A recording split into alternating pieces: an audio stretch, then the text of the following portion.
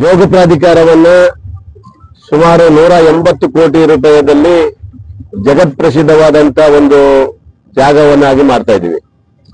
ಈಗಾಗಲೇ ಟೂರಿಸಂ ಇಲಾಖೆಯಿಂದ ಈಗ 90 ಕೋಟಿ ರೂಪಾಯಿ ಬಿಡುಗಡೆ ಮಾಡಿದ್ದಾರೆ. ಅಲ್ಲಿ ಇಡೀ ರಾಜ್ಯದ ಜನ ಬರುವ ರೀತಿಯಲ್ಲಿ ಅಂದ್ರೆ 24/7 ತರ ಬರುವ ರೀತಿಯಲ್ಲಿ ಮಾಡಬೇಕನ್ನೋ ನಾವು ಯೋಜನೆ ಹಾಕೊಂಡಿದ್ದೀವಿ. ಅದರ ಜೊತೆಗೆ ಅಲ್ಲಿ ಎಲ್ಲ ಅಂದ್ರೆ ಮಕ್ಕಳಿಂದ ಹಿಡಿದು ಪ್ರತಿಯೊಬ್ಬರಿಗೂ ಅಲ್ಲಿ ಆಟ ಆಡುವಂತ ಎಲ್ಲ ವ್ಯವಸ್ಥೆ ಮಾಡಬೇಕು ಮತ್ತು ಒಳ್ಳೆ ಹೋಟೆಲ್ಗಳನ್ನು ಮಾಡಬೇಕು. ಪ್ರತಿಯೊಂದು ನಾವು ಮಾಡ್ತಾ ಇದ್ದೀವಿ. ಅದರ ಜೊತೆಗೆ ಈಗ ಸಿಗಂದೂರು ಸೇತುವೆ ಆಗ್ತಾ ಇದೆ, ಲಾಂಚ್ ಎಲ್ಲ ನಿಲ್ತಾ ಇದಾವೆ. ಅದನ್ನು ಸಹ ಈಗ ಅಲ್ಲಿ ಬೋಟಿಂಗ್ ವ್ಯವಸ್ಥೆ ಮತ್ತು ಆ ಲಾಂಚ್ಗಳೆಲ್ಲ ಹೋಟೆಲ್ ಮಾಡ್ಬೇಕಂತ ತೀರ್ಮಾನ ಮಾಡ್ತಾ ಇದ್ದೀವಿ. ಆ ಲಾಂಚ್ ಅಲ್ಲೇ ಹೋಟೆಲ್ ಎಲ್ಲರನ್ನೂ ಕರ್ಕೊಂಡು ಹೋಗ್ಬಿಟ್ಟು ಲಾಂಚ್ ಅಲ್ಲಿ ರೌಂಡ್ ಹೊಡಿಸಿ ಆ ಹೋಟೆಲ್ ಅಲ್ಲೇ ಹೋಟೆಲ್ ಮತ್ತೆ ಎಲ್ಲ ವ್ಯವಸ್ಥೆ ಇರುವಂತ ರೀತಿಯಲ್ಲಿ ಮಾಡಬೇಕು ಅನ್ನೋದು ಈಗ ಟೂರಿಸಂ ಇಲಾಖೆಯಿಂದ ಮಾತಾಡ್ತಾ ಇದ್ದೀನಿ. ಮಾನ್ಯ ಮಂತ್ರಿಗಳಾದಂತ H.K. ಪಾಟೀಲ್ ಅವರು ಗ್ರೀನ್ ಸಿಗ್ನಲ್ ಕೊಡ್ತಾ ಇದ್ದಾರೆ, ಒಳ್ಳೆ ರೀತಿ ಮಾಡಬೇಕು ಅಂತ ಹೇಳಿದ್ದಾರೆ. ಕೆಳದಿನೂ ಕೇಳ್ತಾ ಇದ್ದೇವೆ, ಕೆಳದಿನೂ ಬೇಕು ಅಂತ ಹೇಳಿದ್ದೀವಿ. ಗಣಪತಿ ಕೆರೆ ಈಗ ಚಿಂತನೆ ಮಾಡಿಲ್ಲ, ನಾವು ನೆಕ್ಸ್ಟ್ ನೋಡ್ತೀವಿ.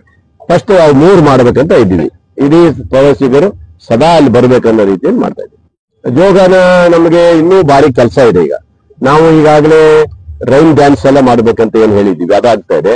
ಹೋಟೆಲ್ ರೆಡಿ ಆಗ್ತಾ ಇದೆ. ಈಗ ಅದ್ರ ಜೊತೆಗೆ ನಾವು ಗ್ಲಾಸ್ ಹೌಸ್ ಬೇರೆ ಮಾಡ್ತಾ ಇದೀವಿ. ಈಗ ಅದನ್ನ ಈಗ ನಾವು ಸಿಂಗಾಪುರಕ್ಕೆ ಹೋಗಿ ನೋಡ್ಕೊ ಬರ್ತಾ ಇದ್ದೀನಿ. ಸಿಂಗಾಪುರಕ್ಕೆ ಹೋಗಿ ಅಲ್ಲಿ ಏನ್ ಮಾಡಿದಾರೆ ಅದೇ ಮಾದರಿಯಲ್ಲಿ ಮಾಡ್ಬೇಕನ್ನೋದು ಇದೆ. ಆ ಗ್ಲಾಸ್ ಹೌಸ್ ಎಲ್ಲ ಮಾಡ್ಬೇಕಾದ್ರೆ ಸ್ವಲ್ಪ ಲೇಟ್ ಆಗ್ಬೋದು. ಇದು ಈ ಕಡೆ ಬಿಟ್ಟು ಬಿಡ್ತೀವಿ, ನಾವು ಈ ಸೈಡ್ ಬಿಡ್ತೀವಿ. ಗ್ಲಾಸ್ ಹೌಸ್ ಆ ಕಡೆ ಯಾತ್ರಿ ನಿವಾಸ ಅಂತ ಇತ್ತಲ್ಲ, ಅಲ್ಲಿ ಮಾಡ್ತಾ ಇದೀವಿ. ಅಲ್ಲಿ ಸಂಪೂರ್ಣ ಎಲ್ಲ ಪಾರ್ಕು, ಗ್ಲಾಸ್ ಹೌಸ್ ಮತ್ತು ಇದು ಎಲ್ಲ ರೆಡಿ ಮಾಡ್ತಾ ಇದೀವಿ.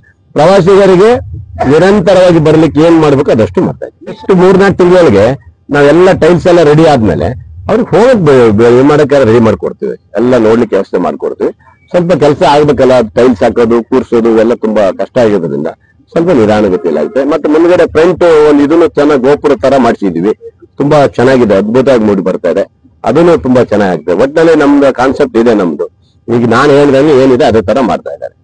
ಈ ತರ ಈ ಗಣಪತಿ ಕೆರೆ ಊರಿನ ಹೃದಯ ಭಾಗದಲ್ಲಿದೆ, ಬೋಟಿಂಗ್ ಈ ತರದ ವ್ಯವಸ್ಥೆ ಮಾಡಿದ್ರೆ ನಿಮ್ಗೆ ಒಂದು ಆದಾಯವೂ ಬರುತ್ತೆ. ನಗರಸಭೆ ಅಲ್ಲ ಮಾಡ್ಬೇಕು, ಬಟ್ ಏನಂದ್ರೆ ಈ ಸಿಟಿಯಲ್ಲಿ ಏನಂದ್ರೆ ರಜಾ ದಿನದಲ್ಲಿ ಮಾತ್ರ ಇಲ್ಲಿ ಉಪಯುಕ್ತ, ಬಾಕಿ ದಿವಸ ಬರೋದಿಲ್ಲ ಇಲ್ಲಿ. ಅದರಿಂದ ನಾವು ಹೊರಗಡೆ ಬಂದವ್ರಿಗೆ ಏನಾಗುತ್ತೆ ಅಂದ್ರೆ ಔಟ್ ಸೈಡ್ ಮಾಡಿದ್ರೆ ಇಲ್ಲಿದ್ದವ್ರು ಅಲ್ಲಿ ಹೋದ್ರೆ ಒಳ್ಳೇದು.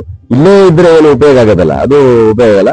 ಇಲ್ಲಿಂದ ಸಿಗಂದೂರು ಏನು ಹೊಳೆ ಹೋಗ್ಬಿಟ್ರೆ ಅಲ್ಲಿ ಅದ್ಭುತವಾಗಿ ಚೆನ್ನಾಗಿ ಮಾಡ್ಬೇಕಂತ ಇದೀವಿ. ಅಲ್ಲಿಂದ ಜೊತೆಗೆ ನಮ್ಮ ಇದನ್ನು ಜೋಗದಲ್ಲೂ ಮಾಡ್ತಾ ಇದೀವಿ. ಜೋಗದಲ್ಲೂ ಬೋಟಿಂಗ್ ಕೊಟ್ಟಿದ್ದೀವಿ, ಅಲ್ಲಿ ವ್ಯವಸ್ಥೆ ಮಾಡ್ತಾ ಇದೀವಿ.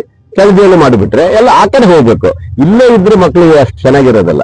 ಇದನ್ನು ಮುಂದೆ ನೋಡೋಣ. ಇದನ್ನ ಈ ಗಣಪತಿ ಕೆರೆ ಇದ್ರ ವಿಚಾರದಲ್ಲಿ ಸ್ವಲ್ಪ ಜಾಸ್ತಿ ಹಚ್ಕೊಳ್ಳಲ್ಲ. ನಮ್ಮ ಕಾನ್ಸೆಪ್ಟ್ ಏನಂದ್ರೆ ಗಣಪತಿ ದೇವಸ್ಥಾನ ಬಗ್ಗೆ ಕಾನ್ಸೆಪ್ಟ್ ಇದೆ.